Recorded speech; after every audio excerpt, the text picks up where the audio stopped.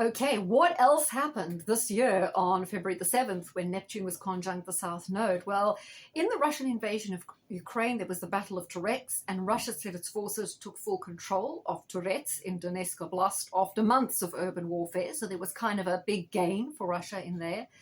There was also the China-United States trade war.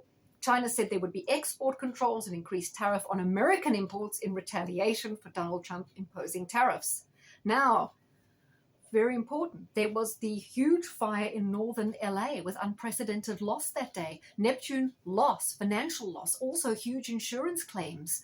So it's very interesting. We have, of course, Neptune entering Aries signifying fire, but there we had Neptune on the North Node on the same day as this massive fire. And you know what? It wasn't the first time Neptune it was either Saturn or Neptune on the North Node, because you have to watch, because I'm also going to do Saturn as well on the North Node because it ties in, right? Affected LA.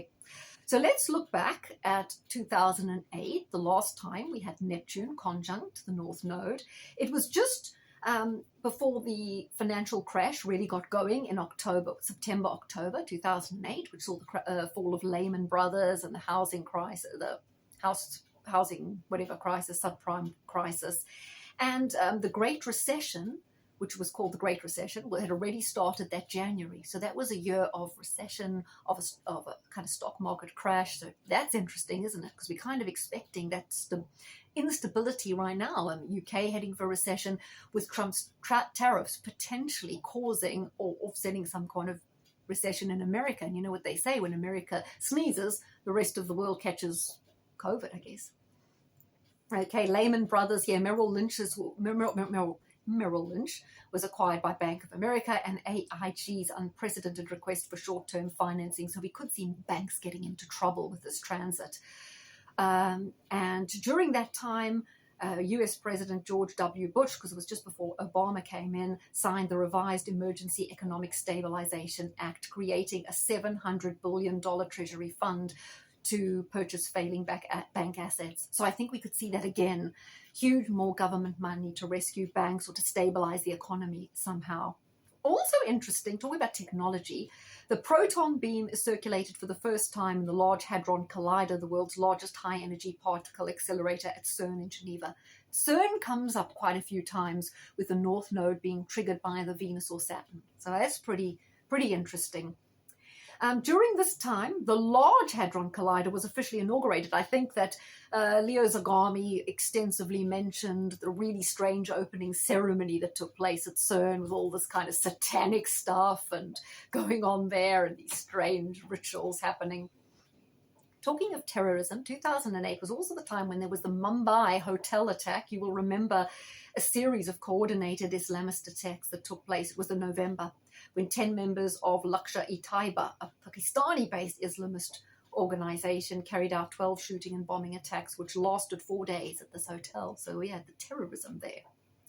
Now, I mentioned 1991, when both Saturn and Neptune were conjunct the North Node. It wasn't in Pisces, it was in Capricorn, and they weren't conjunct at the same time. One was conjunct in March and October, but obviously I mentioned, wow, 1991 was such an important year. Yugoslavia dissolved. The forces of the Yugoslav People's Army surrounded Dubrovnik, and it began the siege of Dubrovnik, which lasted until May 31.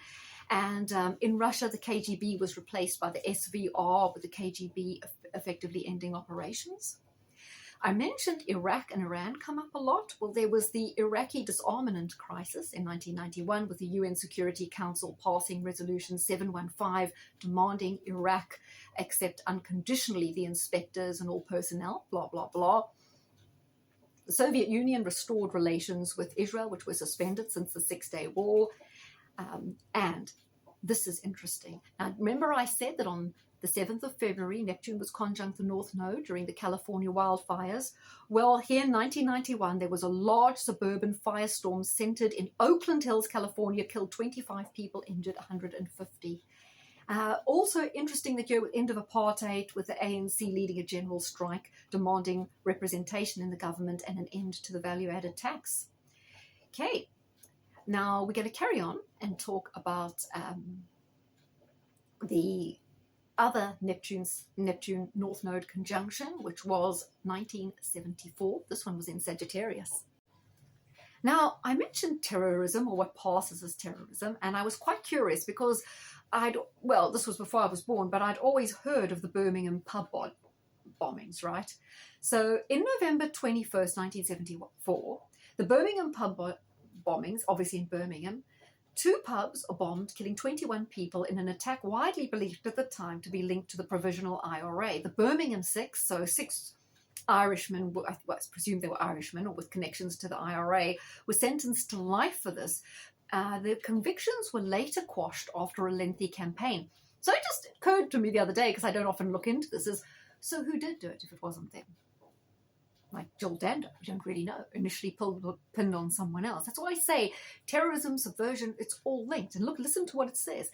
At the conclusion of the 1994 investigation, the Director of Public Prosecutions, I'm not sure who it was at the time, obviously not Starmer, but he was the Director of Public Prosecutions at other times, wasn't he? Implemented a 75-year public interest immunity certificate on documents relating to the Birmingham pub bombings, effectively preventing any release of documents relating to the reinvestigation until 2069. This court order forbids the disclosure of this evidence to the public on the grounds that any disclosure would be deemed to be damaging to the public interest, or what? Damaging to the state, more like. So it just shows you how you never really get to the bottom of these things. So when you see terror attacks, it's only going to be like, well, in this case, until 2069, after 1974, everyone was alive, they were dead, that you're only going to get the truth. And you're going to find out who it really was, and if it was really who they said it was, right? So no justice, fake terror, who did it, what went on. Just to mention that December, Darwin in Australia, North City of Australia, nearly totally destroyed by a cyclone. Now, interestingly as well, let's go to the next Jupiter-Neptune, North Node, Neptune conjunction in Scorpio, which was in 1958.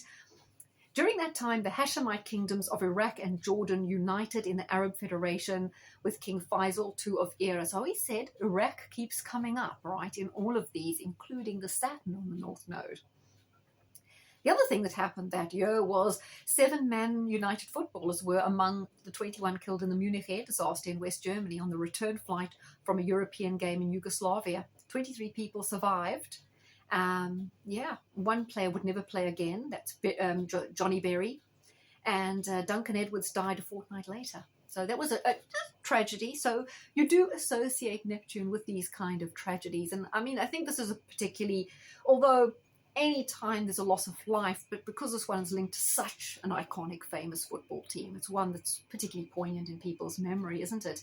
And also that year, Egypt and Syria united to form the United Arab Republic. So interesting thing there is boundary shifting, allegiances changing in the Arab world. Just as I mentioned, Neptune changes boundaries, shifts allegiances.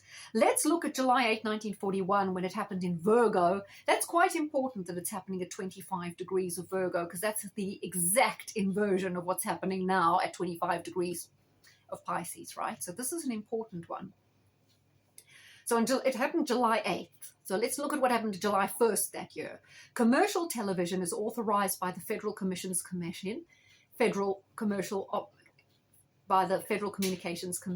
in the United States. So NBC television begins commercial operation on Channel 1. The world's first legal TV commercial happens, and the same day, CBS television begins commercial operations on New York station WCBW.